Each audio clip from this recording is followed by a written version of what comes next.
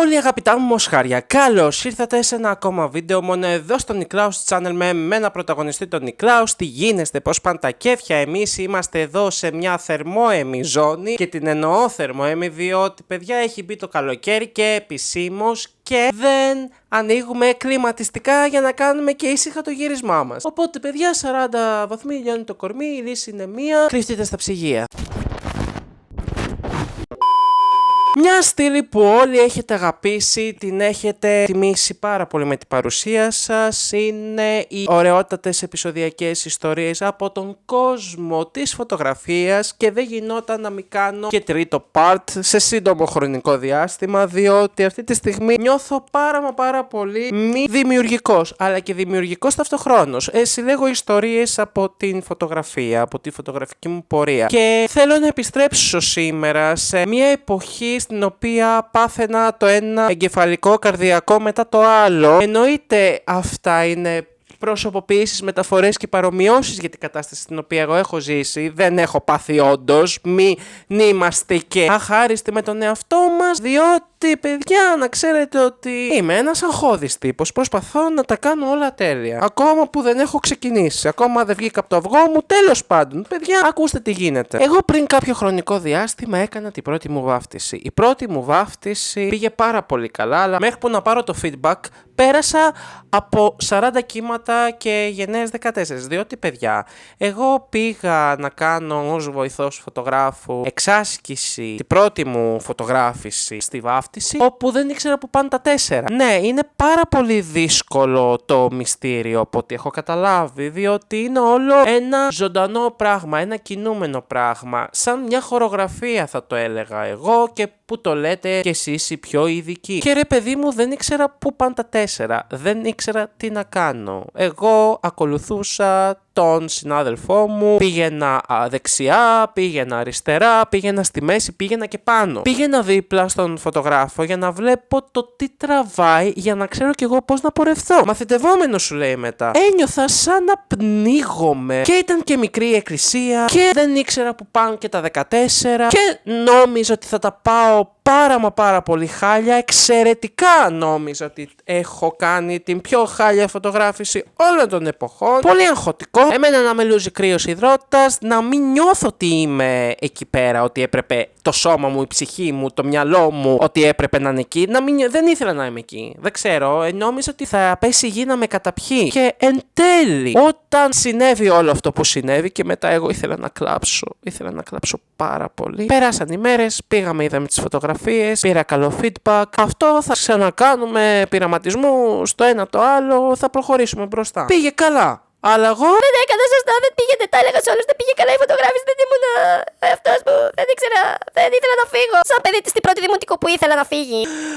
Αλλά μετά ήταν όλα τόσο υπέροχα. Κάναμε τη δουλειά μας. Και μετά δεν παθαίνεις ένα κεφαλικό, ένα καρδιακό κάτι. Δηλαδή, γι' αυτό το ονόμασα και έτσι το συγκεκριμένο βίντεο. Μετά πάμε σε δύο ιστορίες από τον επεισοδιακό κόσμο των φωτογραφιών στις τουριστικές φωτογραφίες που έκανα στα 5 ξενοδοχεία. Όπου είναι φωτογραφίσεις οι οποίες μένουν αξέχαστες. Είναι οι φωτογραφίσεις οι οποίες λες θα τις πάρουν. Πάω μία μέρα σε ένα από τα ξενοδοχεία και βλέπω μια οικογένεια η οποία με έψαχνε και ήθελαν οικογενειακές φωτογραφίες. Η οποία η οικογένεια, ήταν πάρα πολύ μεγάλη.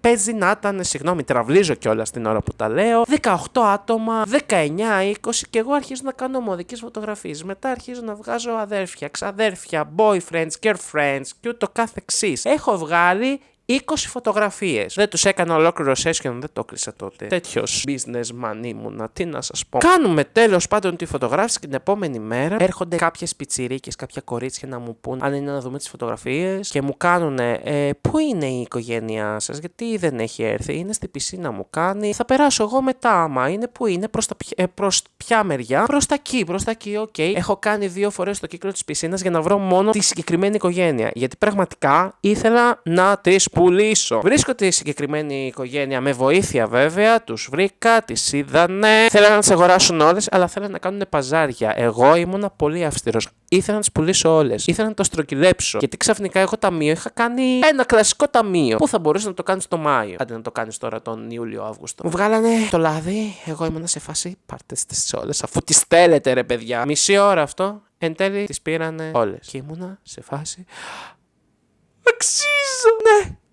Αξίζω. Και συνεχίζεται το παρατράγουδο πάλι στο συγκεκριμένο ξενοδοχείο, όπου βγάζω μάνα και κόρη, όπου τους βγάζω γύρω στις 8-9 φωτογραφίες. Τους βγάζω αρκετές. Έρχονται την επόμενη μέρα, τις βλέπουν, τους άρεσαν πάρα πολύ και μου ζητάνε το εξής. Που εκεί πέρα παθαίνω ένα κοκομπλόκο. Πώς θα μπορούσαμε αυτές τις φωτογραφίες να τα έχουμε εις διπλούν? Τους κάνω. Εγώ. Θέλετε αυτές τις φωτογραφίες να τις ξαναβγάλετε? Ναι. Ξέρετε ότι μπορώ να σας δώσω τα digitals, εφόσον θα τις πάρετε όλες. Όχι, τις θέλουμε εκτυπωμένες σε χαρτί. Εγώ δεν ήθελα να πάρω μάνι, κατάλαβες, γιατί το χαρτί κοστίζει. Εγώ ήθελα, ρε παιδί μου, να τους τα αφήσω έτσι, μία εκτύπωση και όλα τα digital. Όχι. Επανεκτύπωση των φωτογραφιών. Εκεί πέρα, όχι απλώς χάρηκα. Είμαι σε φάση.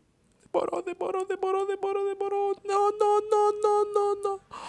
Αέρα.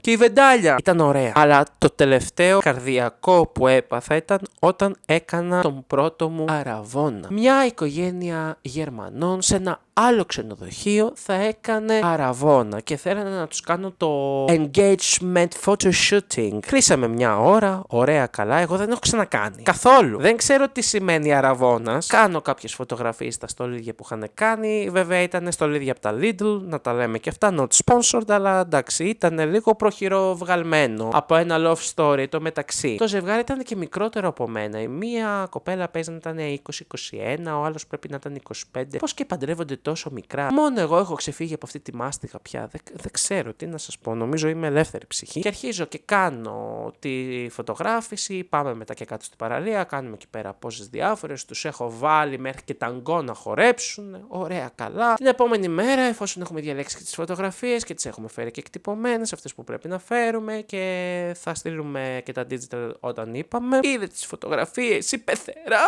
και δάκρυσε. Συγκινήθηκε, ήταν αυτό που ήθελε. Και ήταν σε φάση εγώ να της παίρνω μια αγκαλίτσα, να της λέω αγάπη μου. Δεν της το είπα όμως το αγάπη μου. Ich liebe dich, no, ich liebe dich. Ich spreche deutsche Sprache ein bisschen. Danke.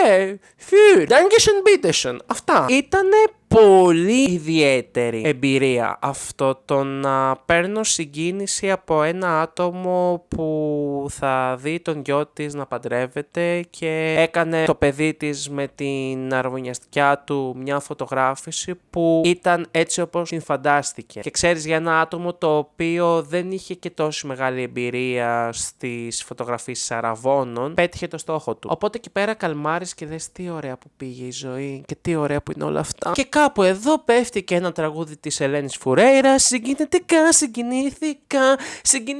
σε ξεπέρασα.